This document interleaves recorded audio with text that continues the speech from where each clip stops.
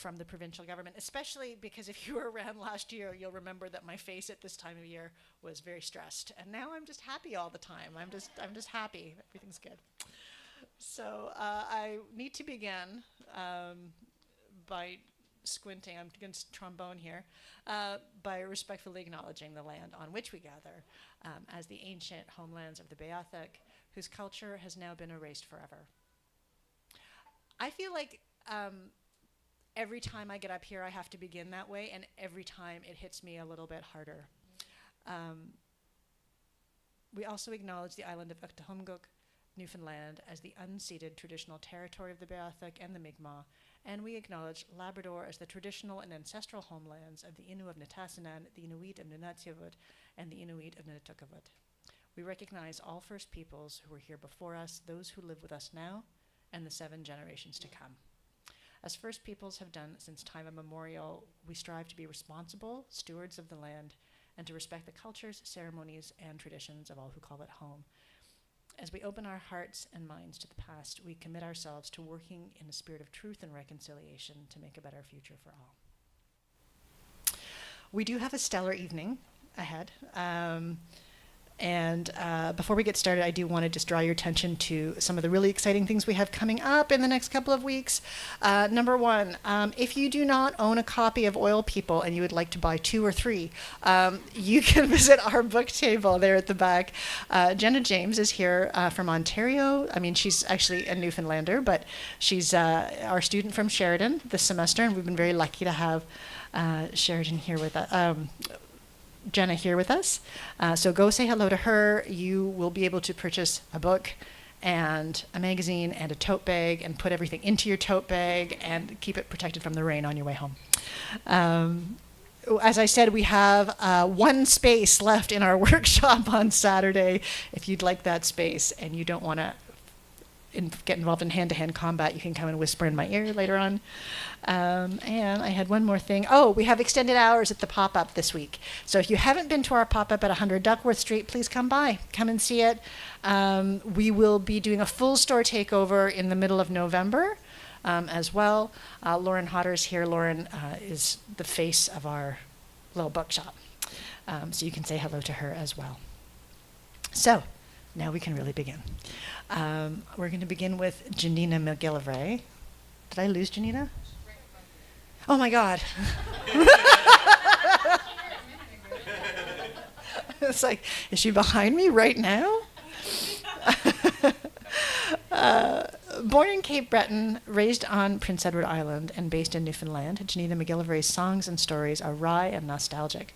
With a voice that evokes another era, she sings of lost loves in Portugal, the Isle of Wight in the American Southwest, but also intimate and familiar and deeply located in Atlantic Canada.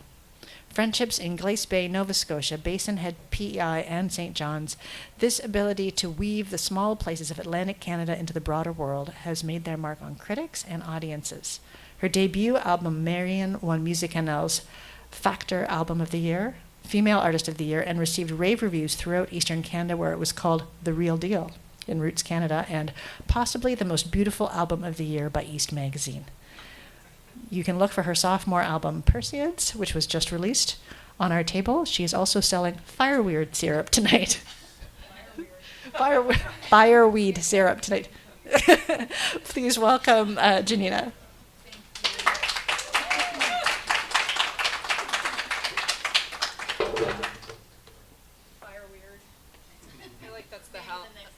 Yeah, there you go. Fire weird. It's like the Halloween version of my syrup, which somebody told me I should be calling cordial because cordial sounds better than syrup, but yeah.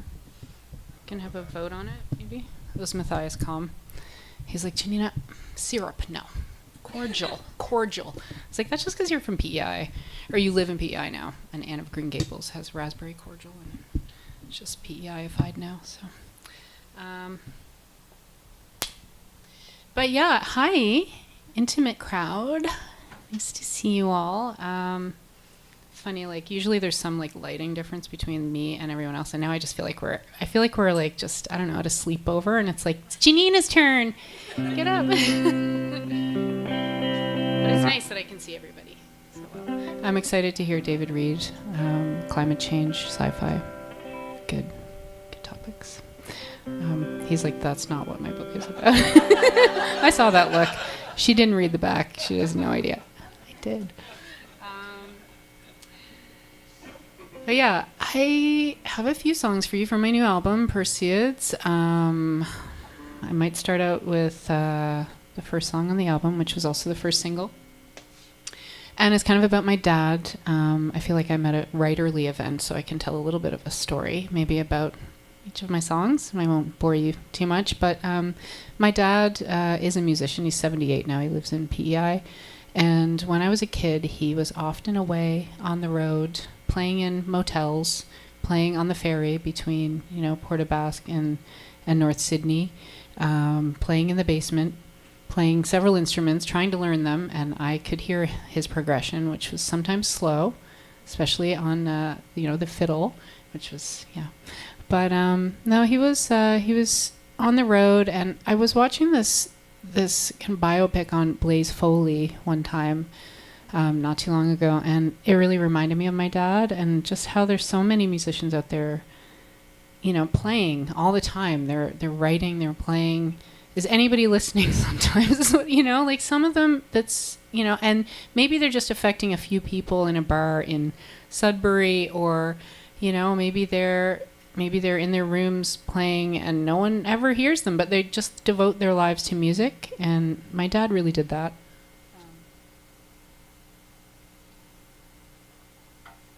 So yeah, I wrote this song.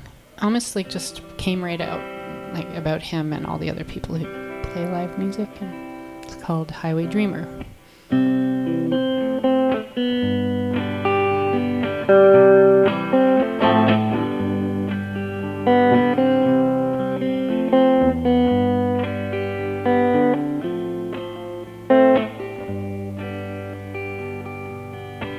The ones with ink on their hands, ones in 7 bands,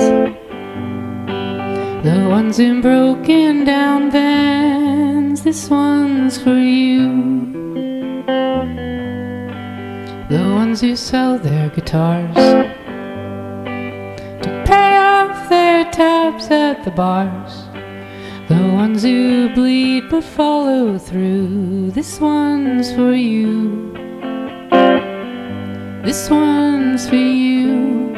Highway dreamer, poet schemer, just passing through. Another town, another round, here to tell us something true. We need it.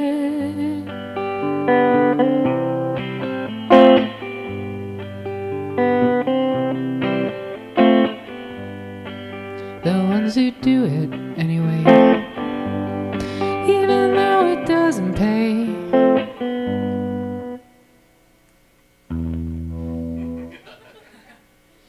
The ones alone in their rooms. This one's for you. The ones who no one hears till they're gone for 20 years. Preserving time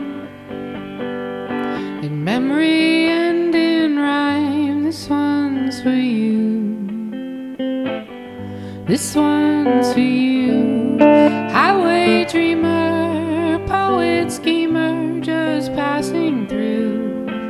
Another town, another round, here to tell us something true. We need it. We need it.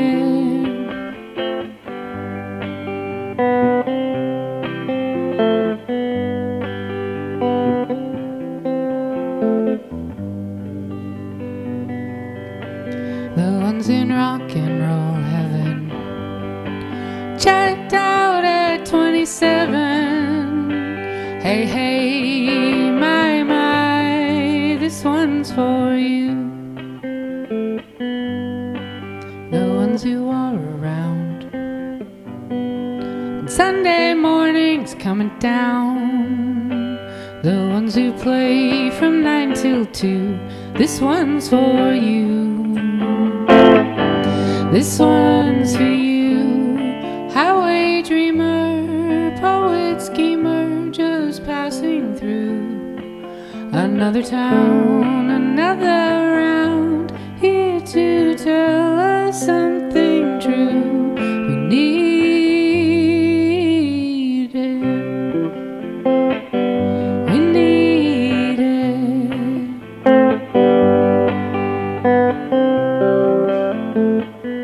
We need it.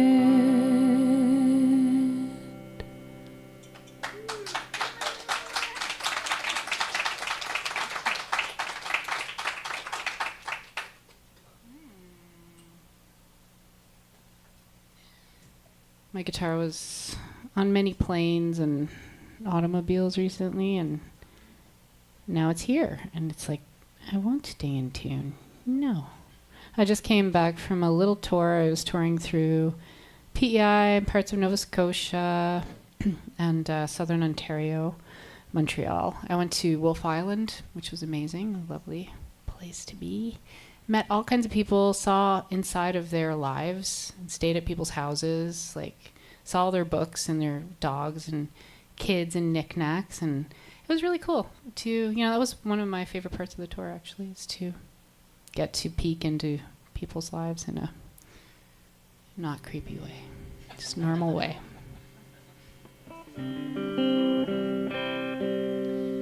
So I'm going to play one now for you guys that Michael Winter wrote, actually.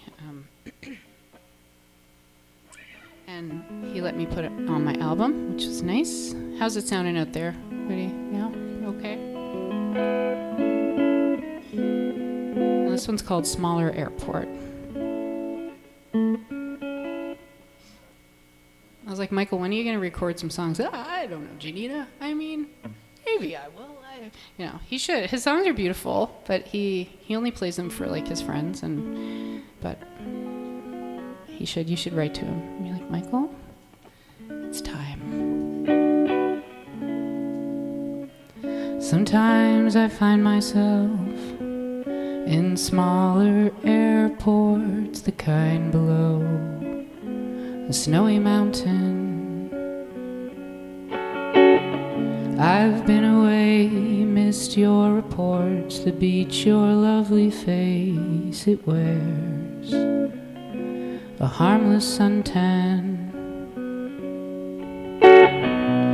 Missing you, I'm missing you in this smaller airport. I used to fly from Heathrow, but now you can see through my empty heart. At the X-ray machine, where I will wait at the departure gate for my dark-haired angel, my little spoil sport. Missing you, I'm missing you in this smaller airport. Kissing you was the best thing I could do. Farewell, my little airport, mein kleiner Flughafen.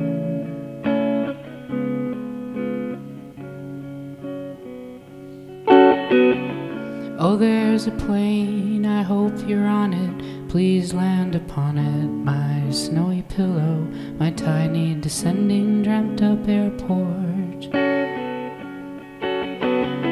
But you're climbing down from the massive wingspan of a Boeing that's far too grand for my little airfield.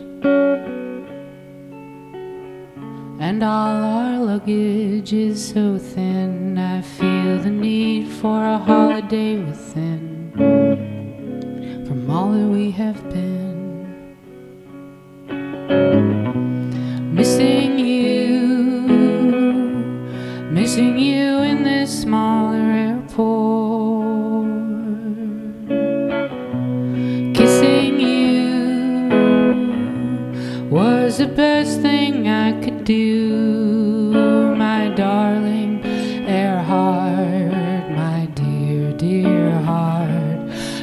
darling Earhart, my dear, dear heart, my darling.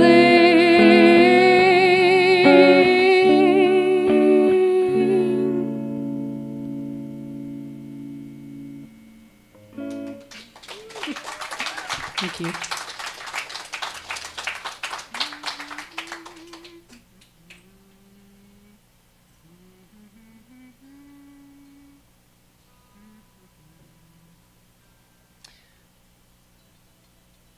We never discussed how long you wanted me to play for, to break the spell of the stage for a moment.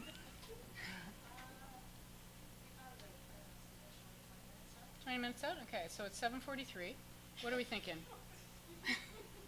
10 more minutes? 15? 8 o'clock? 8 o'clock? Is that good? Yeah.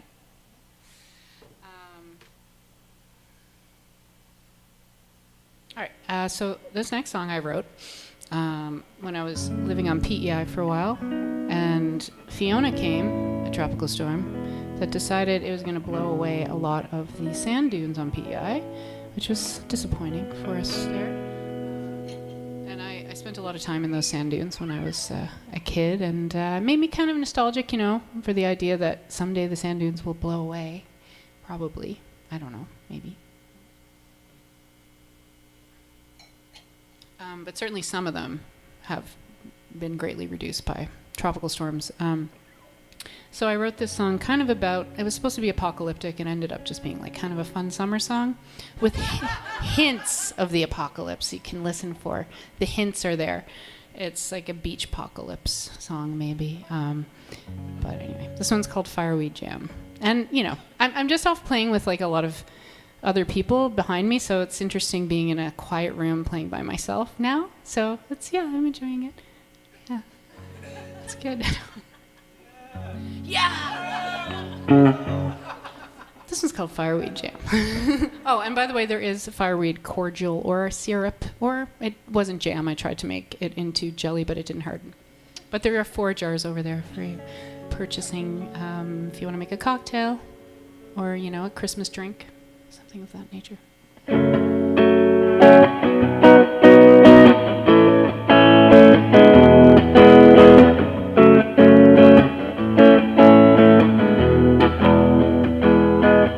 It's all beach days and there's a sunny haze hanging out on the horizon. Sinking my toes, the sea in my nose, drifting off on waves of nostalgia. I've been here before, on the same sunny shore. I was a little kid, I didn't know what I know now. What do I know now? Well, I know that every little blade of dune grass is trying to hold on to the shape of the land. Little girl with the green plastic bucket is crying. She can't find any glass in the sand.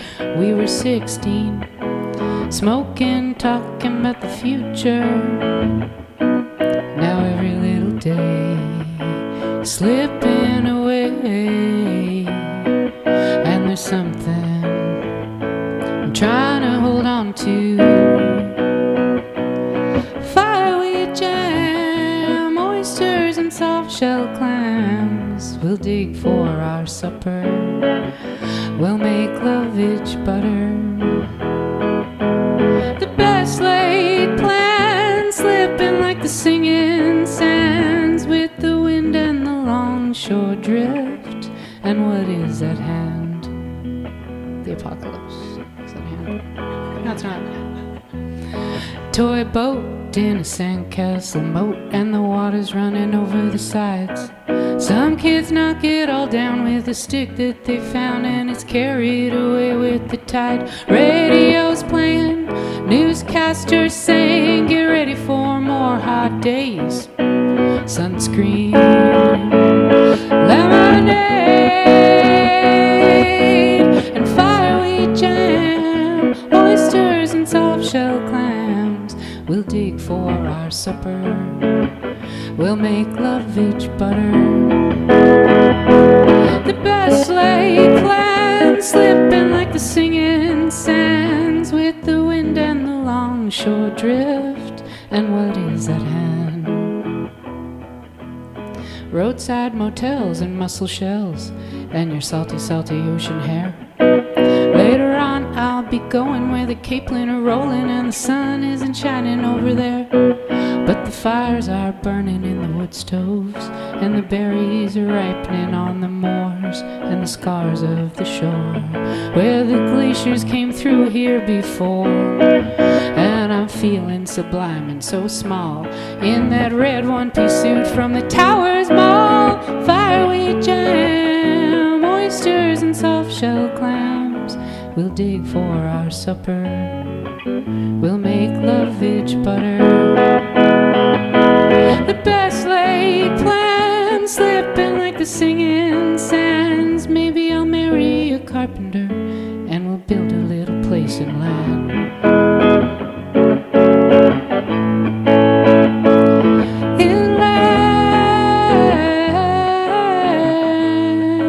Inland with the wind and the longshore drift and what is at hand. Thank you.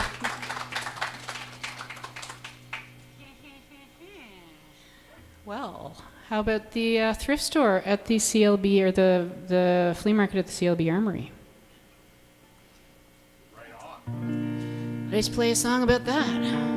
Has anyone ever gone to that thrift store? Or the thrift store? For some reason the word thrift store keeps coming up when I want to introduce the song, but has anyone been to that?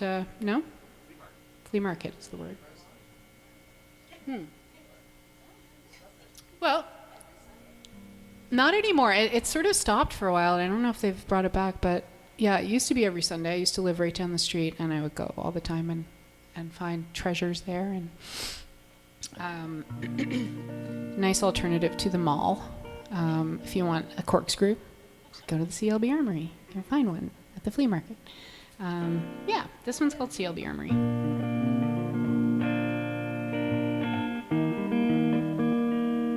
CLB Armory used to house weapons for the military. Now there's a market from 12 to 3, Saturday and Sunday.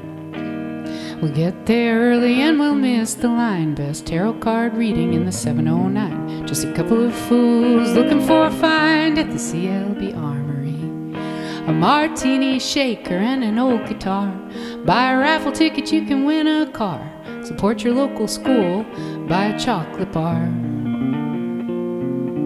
Get dressed up or come as you are to the CLB Armory. Was 100 years old when it burned to the ground, built like a castle at the top of the town. It's no longer made of wood, it's not as big but it's just as good.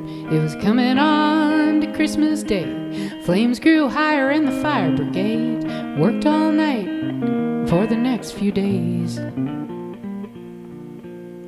The only thing standing was the stone archway of the CLB Armory. Over in the corner is my friend Hope, selling cinnamon buns and homemade soap. It's not her main job and she makes a little extra on the side, playing the fiddle. Prom dress from another era, demo tape of Tegan and Sarah. T-shirt with a cat, it says hang in there. Something to eat and something to wear at the CLB Armory.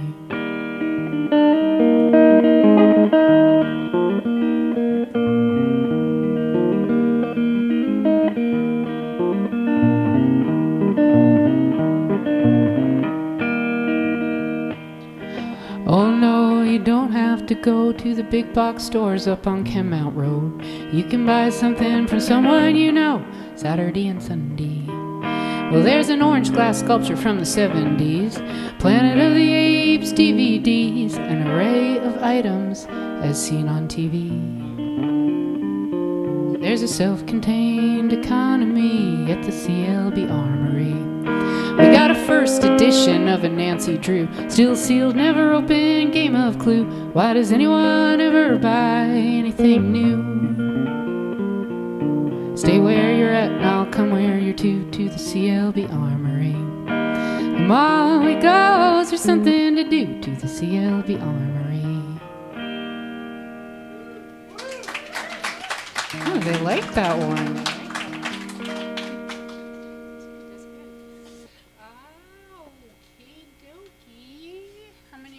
songs do I have? Oh, I got 7 minutes. That's 2 songs. Okay, well, let's see. You can pick a song about my friend Mary who passed away, about saying goodbye in several different languages, or a song about an elephant. Now Elephant. Elephant. We have a resounding vote for elephant. Okay. I was alone with my old ghosts, thinking about New Mexico. We were driving in a white van through Los Alamos. We were wondering if anyone was listening in to our loose plans. Held my hand at the taco stand. You took my picture at the Rio Grande. You said I love you, baby, that's a fact. You had your fingers crossed behind your back. We were wondering if we were gonna sink or swim at the Rio Grande. And you asked me what I wanted, but I didn't know. So why'd you have to go and make things so complicated? Is it yes or is it no? And why is any of this still relevant? Why do I remember it all like an elephant when I wanna let it go? Let it go.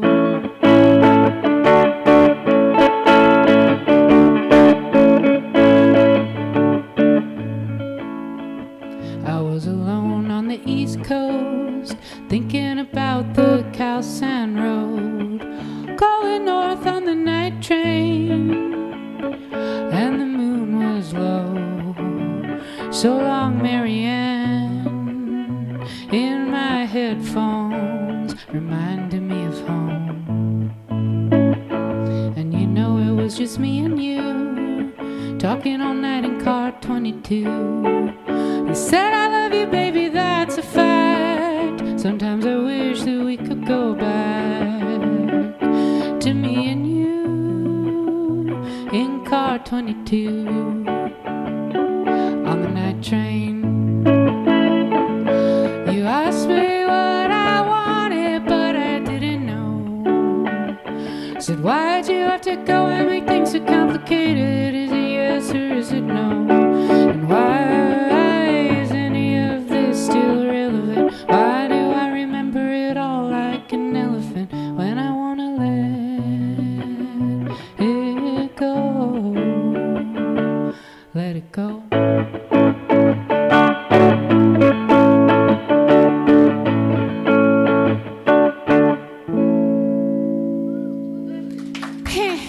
I don't feel vulnerable expressing myself and my innermost romantic. No, I'm just kidding.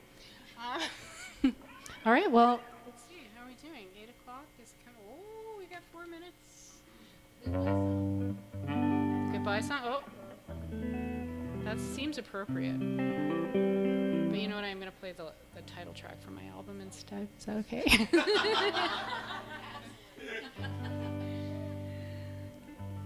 But yeah, that would be more appropriate. And maybe I'm going to stop talking. Okay, this one. This is the last song I wrote for my, thank you for requesting that though. This is the last song I wrote for my album. It's called Perseids. I almost didn't write it because my producer Jake was like, do you have any more songs? And I was like, yeah, I got this one. He was like, Janina, whenever you say I got this one, it's usually good. Like you should, you hide it away and then you never record it or whatever. And he was just like, just do it. Just see how it turns out. And it ended up being my favorite song on the album. And so, yeah, it's quite different on the album with all the things that, Jake and I played instruments and do things to it. And so hopefully you'll get a chance to hear it in its full recording majesty. But I'll just play a little solo version of it for now for you.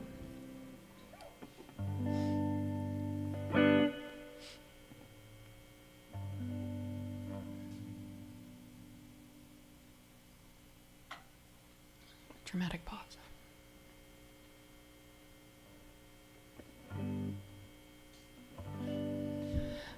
Perseids in the late summer night, by the water's edge, by the firelight. Psilocybin making things bright. Did some things wrong, did some things right. Kill all the wasps with gasoline. The hummingbirds hum, the eagles scream. Make me think about you and miss you more. The intersection at the superstore. Send it to the stars. Hope you're happy out there. Polaris in the north, hear our prayer. I used to walk by the road with 5 alive, visiting hours 11 till 5. Long hallways, paper mache. Romance novels, crazy eights. The velvet Elvis in the smoking room, blessing us all dressed in blue. Blessing us all.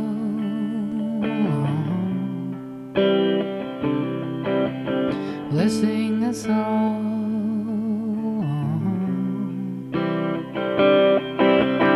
Waves roll in, waves roll away. Crack the good bottle, it'll be okay. Drink too much in the golden hour. Lose the light, lose my power. Dogs barking, kids running, friends arriving. Nighttime's coming around again. Nighttime phenomena. Wish I could have saved you, Andromeda. Moon pulls are tight, we watch from our tents. Water is alive, bioluminescence. Wish I could go, wish I could hang around. I've had too much and not enough of this town. On the big ferry for 16 hours, Franklin howling at the starboard bow. Back in the land of the harbor horns, calling the fog, beckon and warn. Thought I might call you to see what you'd say, but some ships sail and it's better that way. Some ships sail and it's better that way. Some ships sail, I guess it's better that way.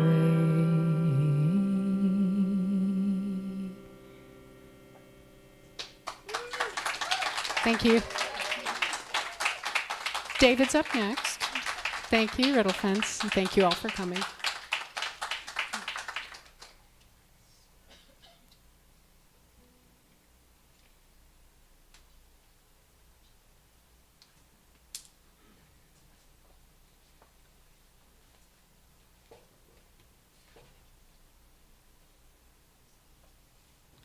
Thank you so much.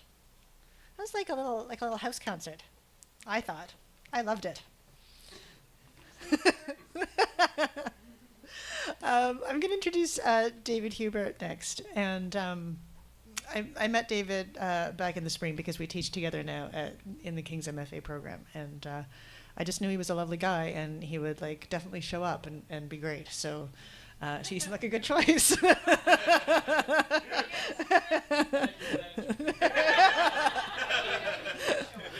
So I'm going to introduce David. He's going to get up and read from Wild People and talk to you about it. And then I think without me having to get up a third time, Angela Antle. That was super ominous. Angela Antle. No, it didn't happen again.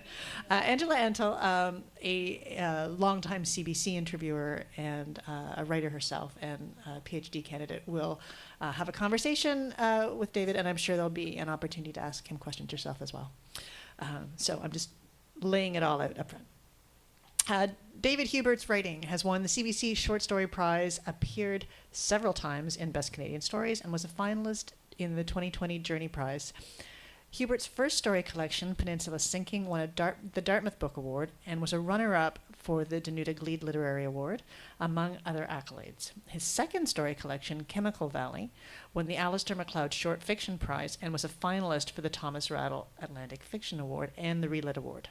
David teaches fiction writing at the University of King's College, and I don't know how to pronounce the... I'm going to let him do it, in Halifax, where he lives with his partner and 2 children. Oil People is his debut novel. Welcome, David.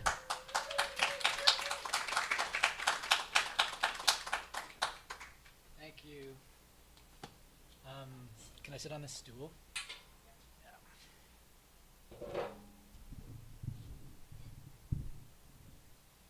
Yeah. Is that the best way to do this? Yeah, that should work. Okay, great. Hey, everyone. Good to be here. Do you like my water bottle? It's very classy. Thanks so much, Elizabeth, for having me. I'm glad that you thought of me as dependable upon first meeting me. It's true. Here I am. So if anyone else needs a dependable guy. I don't really know. I'm not like a carpenter or anything, unfortunately, but I'm really honored to be here. I'm really grateful to Elizabeth and Riddle Fence for bringing me out, for doing this, for everything Riddle Fence does for supporting literary arts. It's amazing. I think I've been listening to Janina McGillivray past couple days. It's been really great to be immersed in your work, and I think for us, I really love that last song, and just to hear it up close and personal like that was a real treat for me. So, from our end, that's a real privilege, special privilege. You guys probably get tired of people getting off a plane and being like, "Oh, this place is so beautiful." Don't you? But I'm going to do... No? Yeah. Well, so I'm from Chibukduk, Halifax, Mi'kma'ki. I sort of think of this place as like a bit like that landscape, but with a lot more protein packed into it, I guess. So that's fun for me to think in that way. For example, even your piles of salt are really, really big by comparison to our piles of salt. So that's impressive, and there's a lot of seagulls on them. And also, so I went up and I walked up the North Head Trail. Pretty cute, right? No, it was really rugged and amazing. And so I was walking the trail, and it started to rain, and it was very sort of precipitous, and it was wet, and I lost myself on the trail and started just walking down a random cliff face. Then I went back up, and then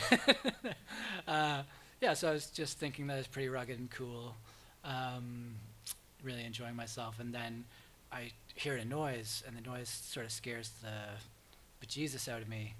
And I look over, and some guy whizzes past me, and it's this incredibly buff guy just running full tilt when I was like all exhausted just hiking this thing, right? So, protein. Yeah. So, I'm going to talk to you a little bit about Oil People. We didn't discuss time either.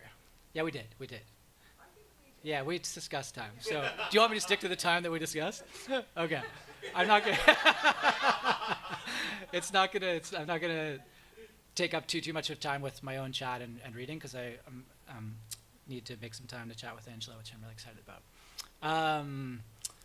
So this book is about oil, and it's about the particular history of oil in southwestern Ontario in the late 19th century. So it's sort of a little untold story of the history of oil in Canada. Usually the oil industry, like Newfoundland obviously has its own complicated history with oil as well, and with energy in general. But for me, growing up, Alberta was the center of the oil story in the country, right? And like growing up in Nova Scotia, we had tons of people going back and forth as well to Alberta, but I didn't know. I didn't know this whole other history had happened, basically. So when I moved to Ontario, London, Ontario, in 2013, I started looking around and seeing these towns with names like Oil Springs and Petrolia, and I sort of started to just be really curious about that, look around, exploring the region that I was in, and wondering about why they were called that. Went to Sarnia. Anyone know Sarnia? At all? Yeah, people know Sarnia. Yeah. Ooh, you're my target demographic. So there's 62 petrochemical refineries on both sides of the river. It's the worst air quality in Canada. It's a very beautiful place in a lot of ways too, right? Like Sarnians love Sarnia. There's people want to live there. There's the St. Clair River. There's Lake Huron. It's all sort of gleaming blue. They get really nice weather, farmland. So yeah, a lot of people are really drawn to that landscape. But there's this huge, massive industrial presence that is very, very hard to ignore. It's the worst air quality in Canada. It's also a study in environmental racism and the way that the way that oil and resources have been linked in with sort of the colonial project there, in that the Anishinaabe people had enormous amount of land on the shores of the St. Clair, or like beside the shores of the St. Clair River, that eventually sort of got gradually whittled down to like 3 very small reserves. And Amjanong is the reserve that's like sort of right in what they call Chemical Valley in Sarnia. Anyway, that's a bit of a side story. I was interested in history. I was sort of asking, well, why did they refine oil there? Where did it come from? And it turns out that in the late 19th century, there were gushers just blasting out of the ground all over the place in Ontario. It's the same oil field it's right next to Pennsylvania, so it's the same oil field as the Pennsylvanian oil field. So Drake is the American who had like sort of the most famous oil find, but this is, right next door. And this crazy sort of gold rush of oil is happening in the in the 1860s and right through to the end of the 19th century. So oil fires are burning for weeks at a time. Oil gushers are spewing out of the ground. People are going around with sticks called divining rods, and they're spinning around in various directions in order to show people where the oil is.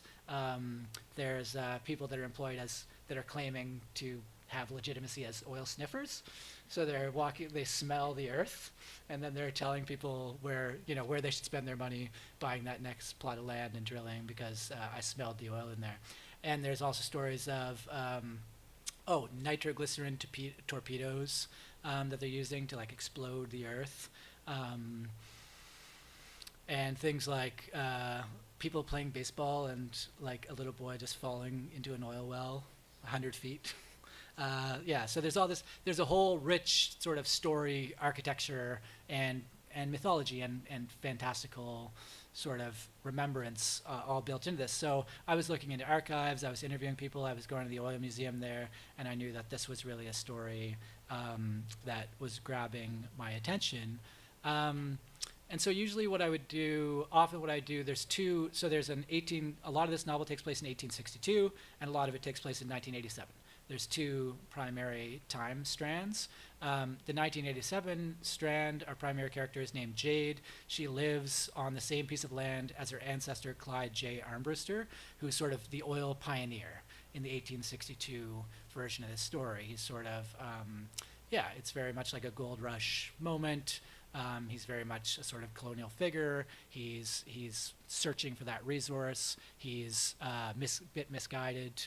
He's hungry. He has this very strong desire. He really wants the oil. And then eventually, in 1987, he becomes a plasticized replica that's overlooking the entire property, in which Jade is sort of confronted with in her daily life, just like looking up. He's like the daddy of oil in this whole history, right?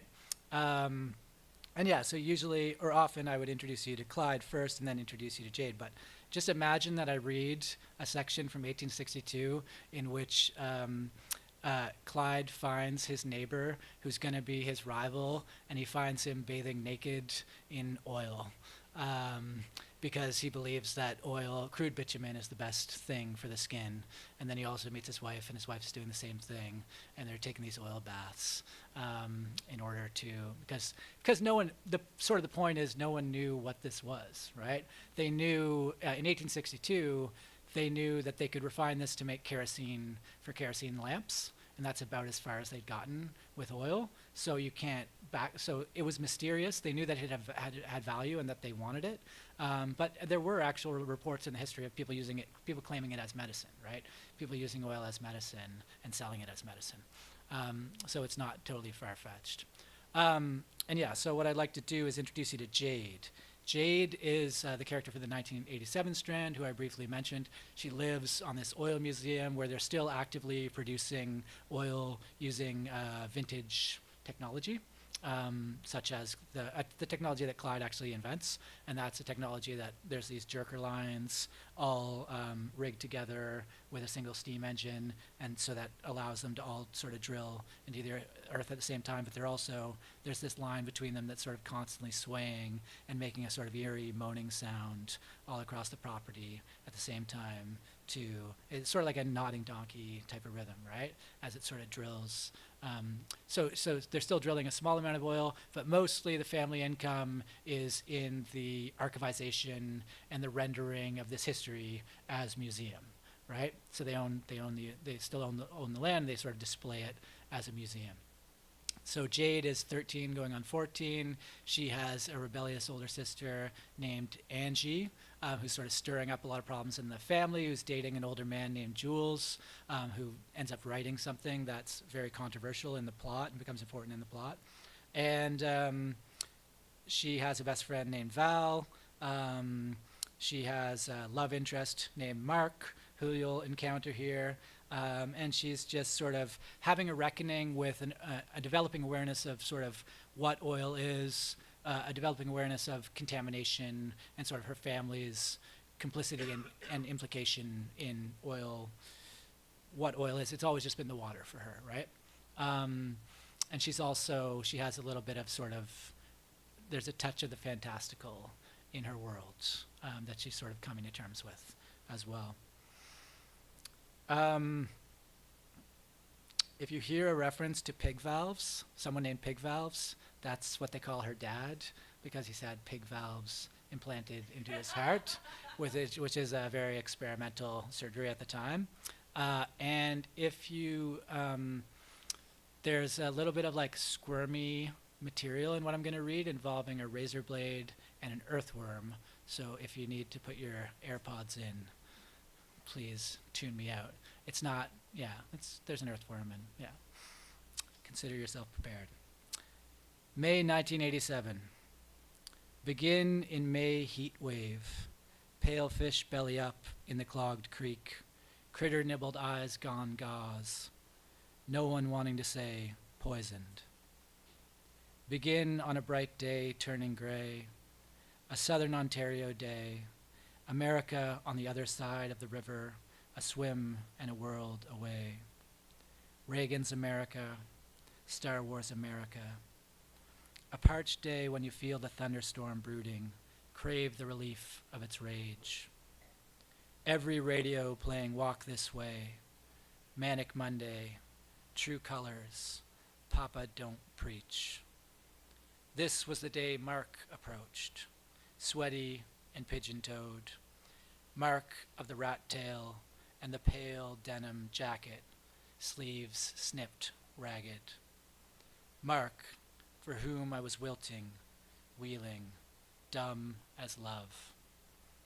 He came to me in the scarred and fissured schoolyard, told me worms don't bleed. Men were repairing bricks on one side of the school, blue tarps hitched to a scaffold, the air thick and glitchy, clouds mulling overhead. Somewhere over the lake, the storm gathering slow. Taya and her friends out in the shade on the hill, fixing their hair in tiny pocket mirrors. Jade, Mark said, did you know that worms don't bleed? He raised a hand and squinted against the sun. Want to see? We were too old for such talk, but I wanted to witness whatever he could show me. That spring something had changed in the weather or my body. Mark was not the only one taking an interest, which was hard to compute. I was used to being pale and red-headed with a weird left eye. It was a shock to be suddenly seen. Mark generally seemed indifferent, though I could tell he was always quietly listening, thinking of something far off, like his mother, or seeing through the teacher's lesson to some umbrous depth beneath it. This event, the approach, was not without precedent. There had been intel after recess, Val tugging her septum ring in various attempts at Morse code. The word crush had been used, and I had realized for the first time how violent that expression was, that infatuation was a kind of vice. Mark reached into his denim vest and produced a coiled purple throb that came together and separated. He peeled the two knotted worms apart, handed one to me. I stared into his cleft palate scar, a still river of pink and white. Did he feel pain there? The tarps bucked and crackled on the school, and Mark produced a razor, nodded down at the worm in his palm. Gross, I grimaced. I found the worm more fascinating than I wanted to admit. I thought you wanted to be a doctor, Mark said. Surgeon, I corrected. Very sterile. He stared back. They don't feel anything. They regenerate. The thing in my palm was moving, hot. It had a raised patch in the middle, a lighter timber, fleshy and red. Mark gestured to the worm, wagged the razor. I said no thanks, and he shrugged. Took both worms in his hand, cut one, then the other, sliced clean through. There was a little dull fluid, but the cuts were mostly clean, the worm's insides raw and smooth as sea glass. The two worms, now four, thinned and paled and shrank in his hand, but they didn't stop moving, wiggled on, their little purple-pink folds seeking earth, seeking calm. I thought of prunes, of hearts, of my father's valves. I thought of a mouth full of spaghetti, of Taya's fishy hands. It was repulsive and beautiful, eerily compelling. Mark dropped the four worms writhing in the dry soil. They shrank, severed, exposed, a slug of mucus in the dirt. A drop of sweat trickled down Mark's temple, split across his cheek. See, he said, opening his palms, no blood.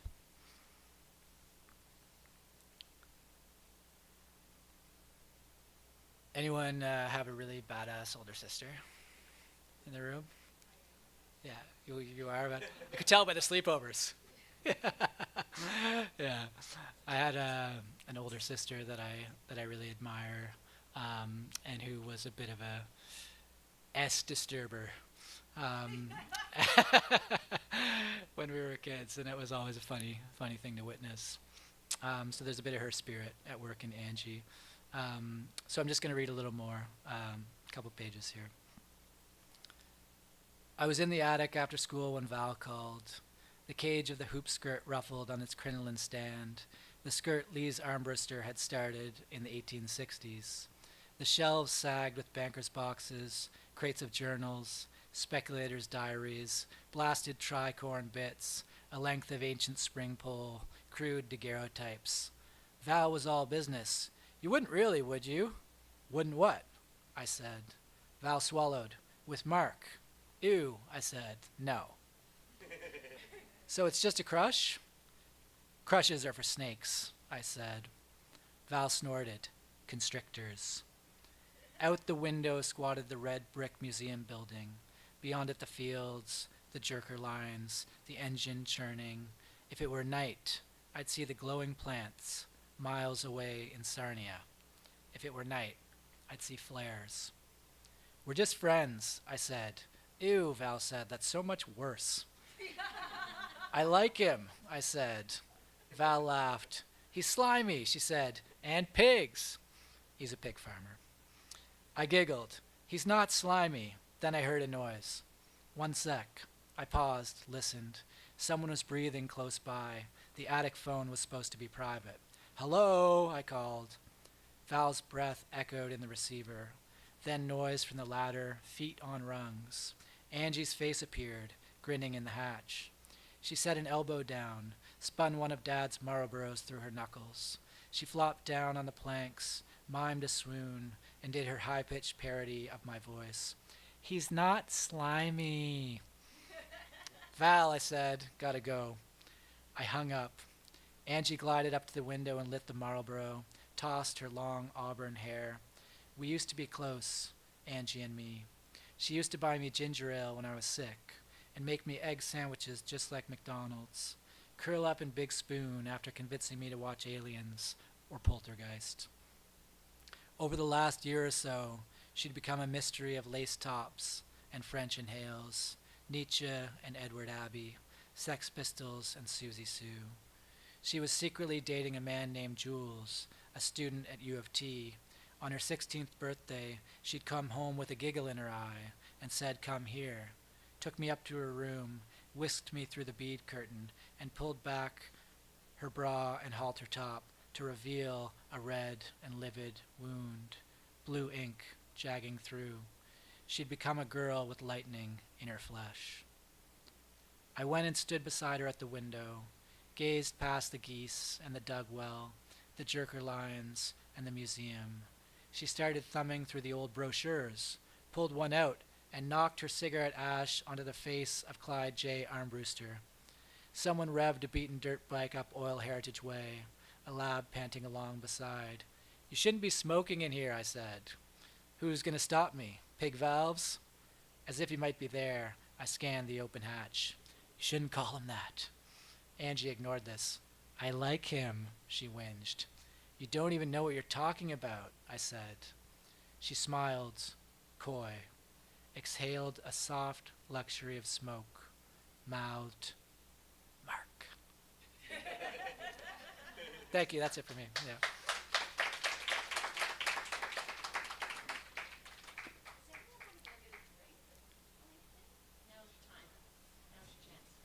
Are you getting yourself a stool? Is that?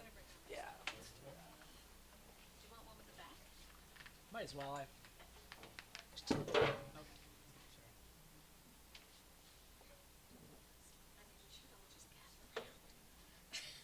Sure. You want to do it that way? Should we just wait a second? Yeah, we'll wait a second.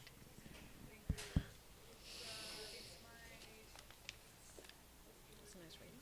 Thank you. I'm so glad you could do this. That's my pleasure. I'm studying petrocultures. Yeah, That's yeah, that's yeah. my Who are you PhD. studying with? Lisa Moore and Angela Carter Okay. and Jan Haley, who's the social justice Oh, person. okay. Very good. Yeah, it's great. It's a great Yeah. team. So are you doing fiction writing then? I am. I'm doing a fictional podcast, a speculative podcast. Ah. Yeah, post-oil. That's your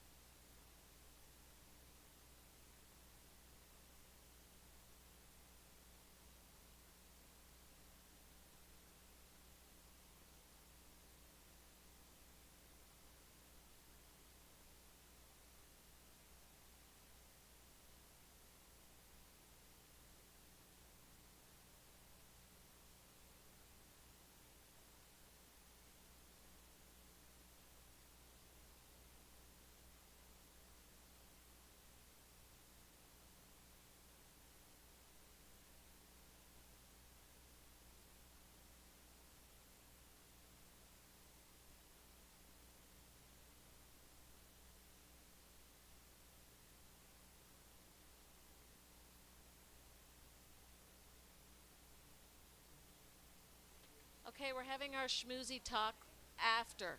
Come back to the circle, everybody. Well, David, that was a lovely reading. Thank you. Thank you very much. Yeah. Um, you told everyone about the book, so all my questions are like gone, or that one's gone, or that one's gone. But I am going to tell you what I thought of Oil People. It's a really great examination of our petroculture, and it really balances humor and thank you. cultural critique.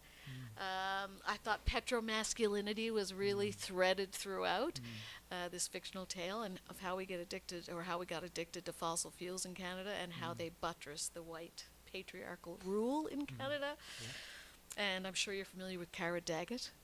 She's the one who coined the term petromasculinity, and she yes. ties petroleum to the concept of identities, misogyny, and climate trouble, and you don't shy away from any of that in this yes. book.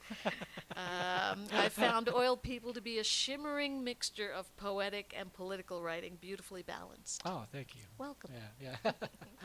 Did some of it is quite poetically written, did some of it start? Do you start with poems when you're starting a project? Great question. Yeah. I did a poetry collection in 2020 called Humanimus, and there are a couple of very oily poems Okay. in that, and there are a couple, some of the very earliest archival research that I did was from ended up in a found poem that was part of that book. So yeah, good catch. Yeah.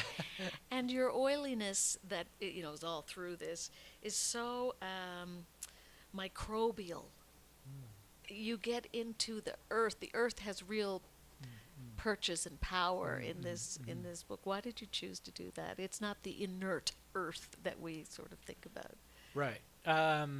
Yeah. I guess for me, oil sort of raises interesting questions about animacy, and it also, like, what's animate, what's not animate. It also puts pressure on the line between the synthetic and the organic. Yeah, it's definitely the first. Yeah. So, it does this on numerous levels, right? But it's because it's ancient vegetation and zooplankton and life forms that's Fossils. now being dredged up and refined in various ways and repurposed in order to provide energy for our contemporary lives. It's in a way that's sort of ancient life or ancient bodies working for us in the present. So it's sort of a weird puppeteering game of working with life. So and then as soon, like, when does, I've asked my students this, but like, when does oil become synthetic? You know what I mean? Because as we refine it, certainly it doesn't really like sit well in most ecosystems, right? But it is natural. Yeah. At some level it is natural, and then we do things like turn it into plastic, right? So then it becomes like these same students would eventually say, well, once it becomes plastic, then it's totally unnatural, right? But yeah, then it starts raising questions about what's natural and unnatural. But yeah, I mean that microbial porosity, or that sense of just sort of material Creepiness. contamination, was something that was definitely important for me to articulate. Okay. Yeah. You mentioned the naked bathing in the oil, which does come as a bit of a shock when you're reading the book, like, oh, that's what they're doing. They do that in Baku, in Azerbaijan. So the cop, one of the cops is going to be there next, and you'll be seeing lots of news stories about people. You can go to a spa there and do that if you want. Yeah, there you go. Yeah. I'm also a Tommy Orange fan, and you open the book with a quote. What we are is what our ancestors did. What is it about that quote that struck you? The extractive kind of nature of our ancestors, like how we came here to be extractors of resources? Yeah, it was just the way that the present story is inflected by the past, and the way that actions, the way that, like, it's also sort of like a mantra to allow us to think about our contemporary actions to some extent, right? As well, like what we do. Just this, I don't know. I was always really fascinated by that poetic connection that he makes between what what they did and what we are, right? Like Right. the difference between what's the link between action and essence or being. And yeah, I think I think this is a book about legacy. It's a book about how things become historicized. It's a book about how we narrate history, how history gets curated and cultivated. Even So within families. yeah, yeah. And for me, it's like this great irony that Clyde, like I called him the daddy, right? It's like he's he's like the winking patriarch of the book, right? Or the book's winking at him, because you eventually like the book gives us a certain history of oil and petroculture on this land that that they're sort of marketing and that the family is marketing and selling, right? And then the book also, by going back to 1862, gives us a counter history and gives us a history that undercuts and cuts against that. So yeah, I was really interested in the project of counter history and also the project of legacy making more generally. Yeah. So that's your first novel. Yeah. How was it? Oh, it's terrible. Really? Really? Will you The do worst. another one? Yeah.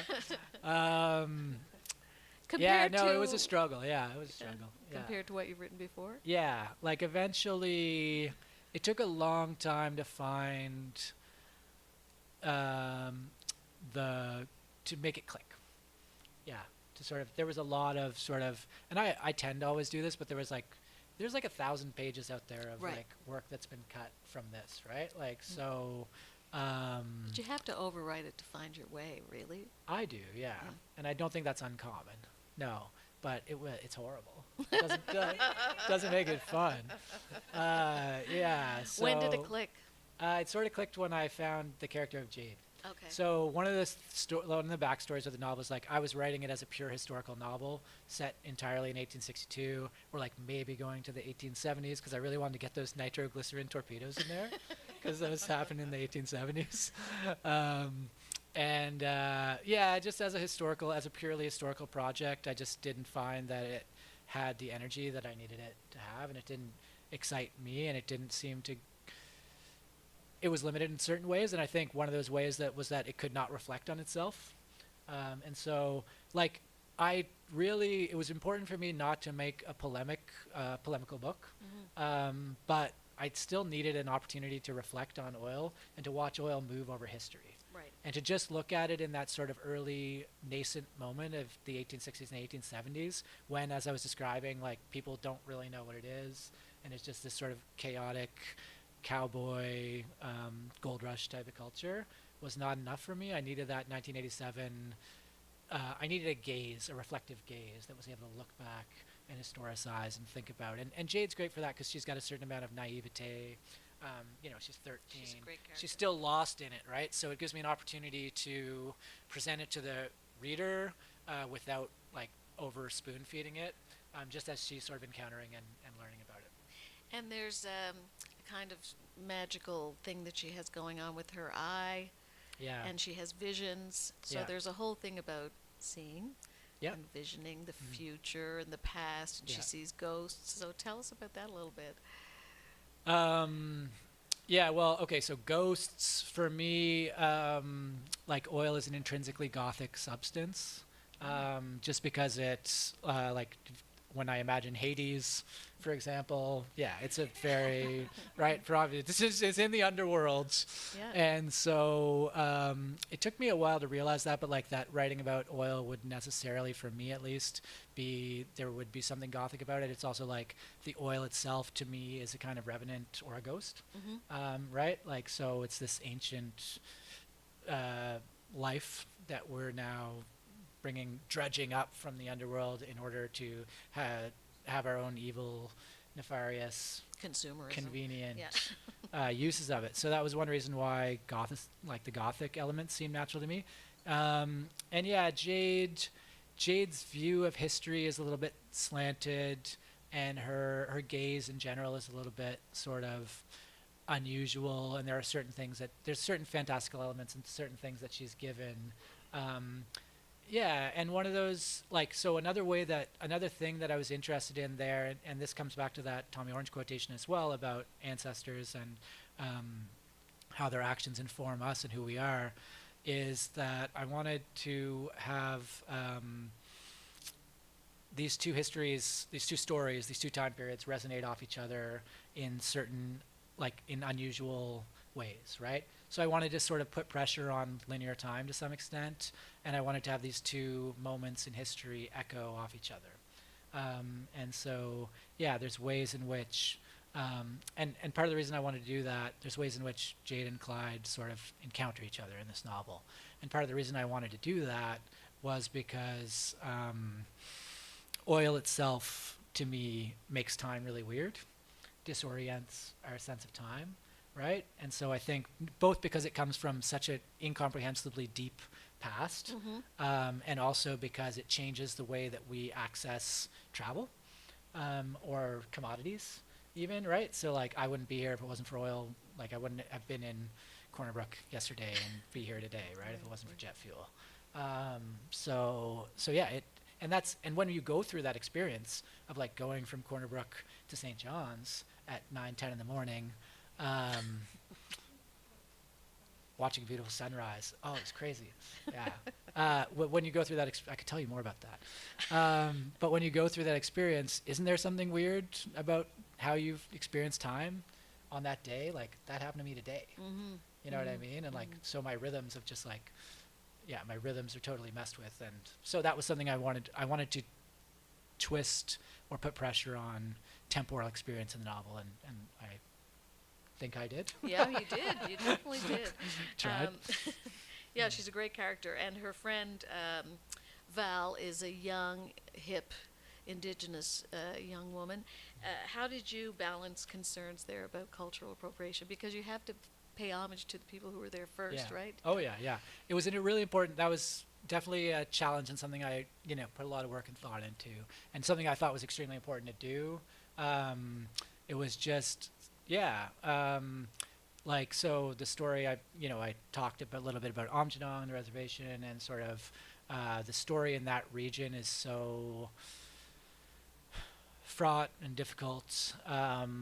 But you can't tell the story of oil in this area without telling the story of indigenous displacement, land theft, environmental racism, right? So that was something. And Val, who's, yeah, I mean, I hope she's hip and cool, and she's awesome. She has some of the best lines in the novel. She does. People have tended to respond well to her so far.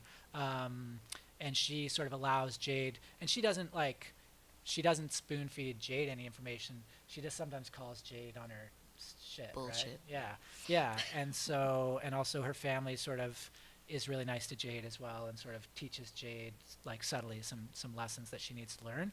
So Jade's sort of encountering this element of that history through Val, and yeah. Learning about it as the novel progresses. Yeah, and I'd just say as well that one of my first, in 2017, when I went to Sarnia for one of the first times, it was, I did a toxic tour of Amjadong, which was led by Vanessa Gray of Amjadong Solidarity Against Pipelines, and she's a really important leader in that area, still doing research. And she cited, I cited a recent report by her and her group in the back, her group at Toronto Metropolitan University in the back of the book in the notes section as well. And also I had Dr. Jennifer Komorowski, who's a prof at TMU, also read the book for me with a special eye to Indigenous concerns. So those were all important elements of that process. Yeah. And it's called The Toxic Tour? It was called I don't know. It seemed to be happening somewhat sporadically. It was called the Toxic Tour. So we just walked around all these refineries in Amjadong, and Wow. yeah, they pointed out sort of, historical tidbits, and just like, oh, here there was a leak over there was a spill over there. Here's like it was heavy. Yeah. But there was a lot of sort of resilience involved in that as well. There's two families at war in the book. The Mayweathers are all greed. I think Jade's mother says that. No sense of history. Whereas the Armbrusters, Jade's family, seem to be trapped by their history. Yeah, the story Yeah. of their relationship with oil. Yeah, totally. Do you want me to speak to that? Or? Sure. Yeah. Well, and that's just another way that one of the interesting ways that the history lives out is that, so Arliss Mayweather, who's the guy who's in the oil bath that I didn't read, but he's bathing in oil. You'll get there. You'll know. he's my friend Donnie at On Paper Books in Cape Breton, who I recently did an event with, described him as a more mustache twirling Yes, definitely. type of villain, where Clyde's a bit more lost. But these two, yeah, they're definitely foils for each other, and they end up. You might have heard an allusion to Taya in my reading today, but Taya is the descendant of the Mayweathers, while Jade's the descendant of the Armbristers. So together they start as best friends, and then they sort of gradually grow apart, and family secrets are revealed through that connection. So it's another way that the sort of history resonates. When I was reading your book, I was thinking about Amitav Ghosh's comment. He's the author of The Great Derangement, and he's written all kinds of fiction and nonfiction about oil, Yeah. about the slipperiness and ubiquity of oil. And he said the great American oil novel has yet to be written. Yeah. Do you agree with that, or do you think you've written it? Well, yes, I must say, I'm glad it has arrived. Were no. you aware of that? Yeah, I'm complaint? aware of Yeah. that, and I'm aware of. There was actually I had that I was close to putting in the book an epigraph by Amitav Ghosh. Yeah. The history of oil is the history of embarrassment verging on the unspeakable. Yeah. But I think it says a lot about my book and what I want to do that I eventually removed that. But I think that that's an incredibly important and influential quotation as well, and that was I think probably part of the same essay. Yeah, I think basically there's a lot of room for writing and art about oil Yeah. still to be made. And I think that one of the things, I think it's important to think about oil. One of the funny tidbits about oil in the book as well is that, like, and this is very much based on a real family in southwestern Ontario. Oh, wait, we're on YouTube. You don't have to say their names. My book in general is not very much based, but this anecdote is. They really wanted within the book, the Armbrister family really wants to make the oil museum into a UNESCO World Heritage Site, and they believe that there's a great conspiracy against them because the powers that be don't want to make the oil museum, don't want to sort of Celebrate. elevate the Yeah, oil or museum in elevate it, this yeah. way. And I think there's, it's sort of like meant to be humorous, but I think there's something to that as well in the way that we try to like, I think we under-historicize oil, and I think we under-conceive just the general extent to which our epoch is informed by oil, and our own daily lives are informed by oil. Yeah, so that's just sort of something, I think there's a lot of room left for art, Absolutely. writing, thinking, criticism, and yeah, like my own idea of what an oil story should be. I hadn't seen one like the one that I wanted to do either, so that was, I found there was some space for me. So, your book is historical, but yet it has this kind of speculative. Maybe that's the Gothic that's giving me that vibe when I'm reading it, Yeah, I don't know. or maybe it's just because I think everything. Well, it's interesting. My book, Chemical Valley, my previous book of stories, people would often say to me, like, they'd be reading the first story, they'd be like, I thought this was a speculative fiction story, and I just kept reading. And I just kept being like, this is This is a real place. And I think that's something about the content, which is sort of shocking and alarming in the way that I really try hard not to sensationalize. Like, we're all living in this fucking world. Like, it's on the news, and yet we feel like we're in the real world, and like dystopia is out there, right? So that's one of the things I guess I try to collide those to some extent and be like, no, and show people. Yeah, I think it's important to confront in a sort of quotidian or everyday or just like felt emotional daily way the actual realities of environmental devastation in which we're living. I think there's an honesty about that. Yeah, but also I think there's something to do with my prose as well, and I think that I've always really admired other people that I think of as sort of speculative realists, and that's sort of Like who? style. I want some names. Yeah, I mean, I think actually Marilyn Robinson comes to mind. Like, there's something in the prose that's just like, I think she's even actually used the term cosmic realism, Okay. like because she's so spiritual, and interested in spirituality. But there's a sort of twinkling infusing it. There's something more than the real there, and that's something. George Saunders has always been like someone I really admire as well. So that's someone else that comes to mind. Yeah, so speculative realism I think is something that I'm trying to cultivate as well in my own work, and maybe that's a little bit of that. It worked. I don't want to give away the ending, but the ending is fantastic and quite dramatic and almost like a kind of made me think of Bonfire of the Vanities kind of coming together. I don't know. End of the world. Was it difficult to end this story? Oh, it was really fun. That Yeah. part. That part And was really fun. satisfying.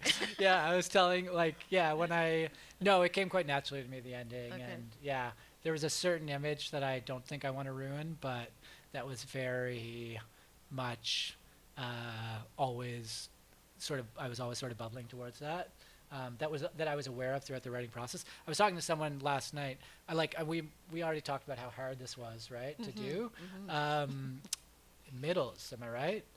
Like, yeah, yeah. So I think as a writer, and I think many people are familiar with this experience, like, I was even like, do people even read middles? Like, yeah, can we just mark all books, the first third and the last third? Did you have your ending before you started? Well, that's what I Yeah. did. I had a sense of it. Usually Okay. I see it as a sort of, like a planet that the starship of the story is starshipping towards. Yeah, that's a first. I don't think I'll go back there. Yeah. Yeah, Okay. but I had it there, yeah. And anyway, It was very satisfying Yeah. to read it. I'm yeah. so Yeah, glad. yeah. Thank you. There's Yeah. lots of great verbs in there. Because we're such an intimate group, are there any questions? Yes. David, you just said it was really important that you didn't write a polemical novel. Yeah. What is a polemical? What do you mean? And what were you trying to avoid? A novel, like for me, it's really interesting. So like a ranty novel would be like, or sermonic. That's a really common tendency as well in environmental writing to be sort of Didactic. didactic, yeah, and condescending. And that was something that I really didn't want to do, and that I don't like in fiction in general. And like, I don't think good fiction usually does that anyway. And but yeah, with environmental writing, I think it's almost extra hard. And I think environmental writing often slips into it. And I think with oil, it was really important to me to just like put oil on display. And I think if you put it on display enough,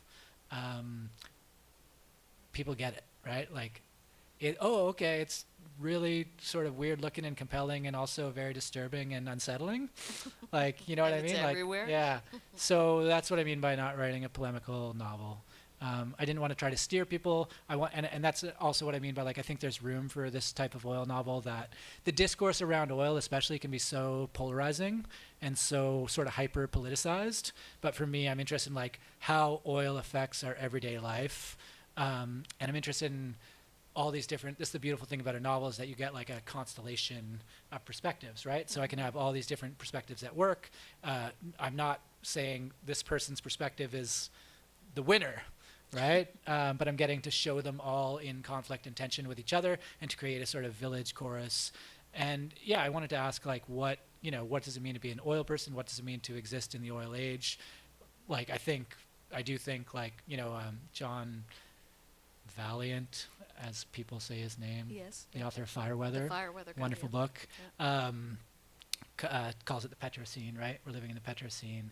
So I think in 1,000 years, oil will be one of the primary ways that this age is remembered. And I think people will often be like, they were insane. Some of the stuff they were doing. Sort of like how we look at the guy bathing in the oil, right? Yeah, exactly. Yeah. We're They're like, addicted. they were going from Mississauga to Toronto over and over again. For pleasure? They believed it had health properties? Are there any other think Sharon questions? wants to know. Oh, Sharon. Oh yeah, that's a really good question too. Thank you. So one thing is that I wanted. It was basically instinct at first, but when I've thought a little bit about it, I've realized that one of the things, like I wanted to have a period that could also be historicized to some extent, right? So there's a third secret temporal layer, which is that all of you are here in 2024 and that you know that I've written this in 2024, right? But one of the things is like there's a certain innocence around 1987. It's they like climate change or global warming has been mentioned in science and in Congress actually, but it's not something that's really part of the popular imagination yet. So they're allowed to have a certain amount of innocence from like some of the big epistemological existential questions that we're asking ourselves now. But at the same time, I know that the reader's thinking about that, so it allows me to create a certain contract with that. Excuse me. The 80s, so I was born in 85, so this was also like very cultural connected, like the aftermath of the, like I grew up sort of in the aftermath of this 80s culture. Another huge thing is 1987, this is shortly after Chernobyl. So Chernobyl is like this huge environmental event that totally changed, I think, environmental consciousness and the environmental imagination in America. And so they're very much living in the fallout of that. There's a lot of concern with contamination, mutation, etc. I was very much someone who grew up with a lot of Teenage Mutant Ninja Turtles influence, and I don't think the Turtles would have been possible in the same way without Chernobyl. Yeah, and for me, it was just sort of aesthetically interesting and made sense. But yeah, great question. And the music, I mean, you know. Papa don't preach. Clyde don't preach. Any other questions? I mean, you can obviously ask David a question at the bar. Yes. Oh, thanks. Thank you for coming all this way.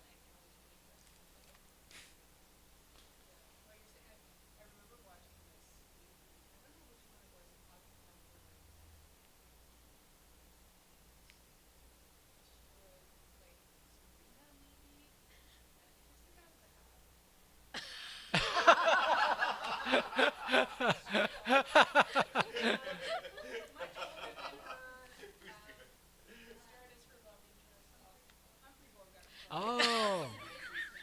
Okay. Ah.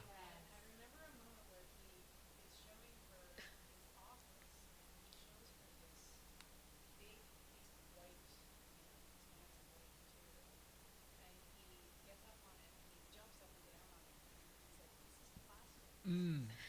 Mm. Mm. Oh. Mhm.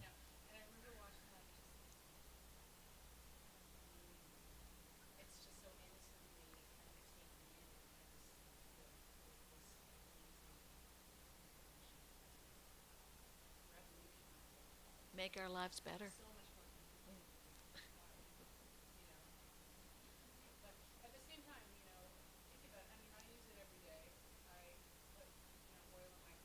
Mm.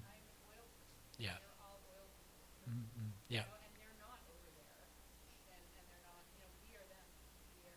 Yeah. Mhm.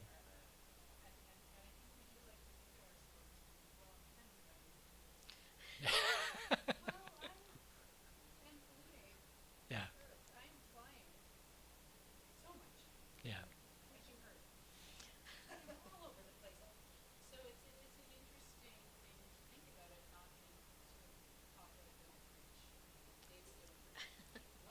Mm.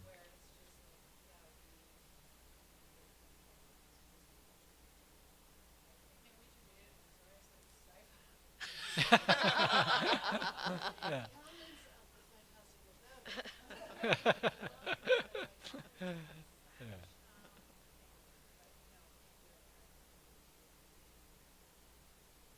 Oh, thank you, Janina.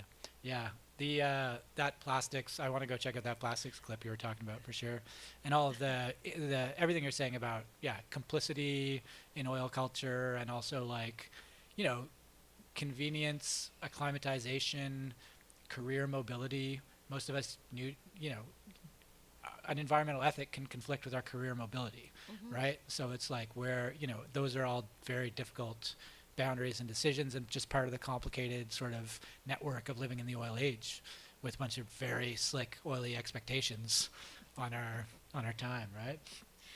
So if you stay for a drink, make sure you use oily, greasy, slippery as much as you can Yeah. in every conversation. Thank you. Thank you so This was much, great. Angela. I Yeah. could talk about oil for a long time. Yeah. Yeah.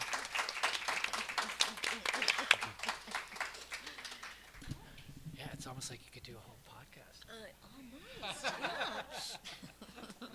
Thanks so much. Yeah, that was great. I didn't want to go too long.